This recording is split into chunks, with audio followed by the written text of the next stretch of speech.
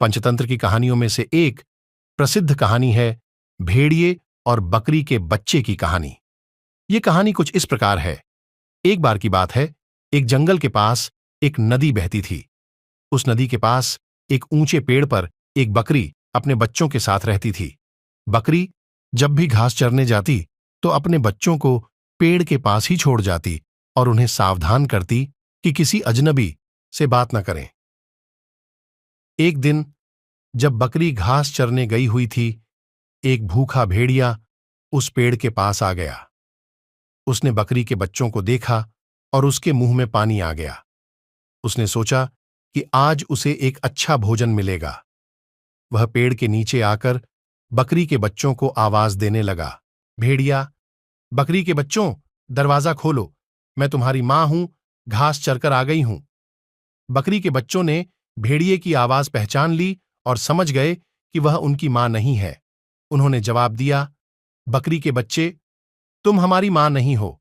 हमारी मां की आवाज मीठी और प्यारी है, लेकिन तुम्हारी आवाज खुरदुरी और डरावनी है।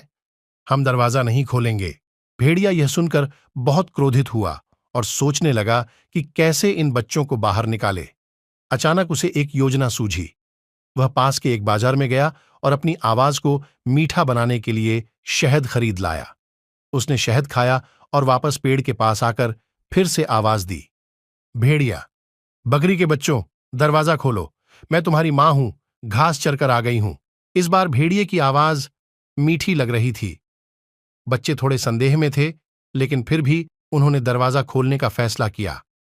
जैसे ही दरवाजा खुला, भेड़िया अंदर घुस गया और बच्चों को पकड़ने के लिए दौड़ा।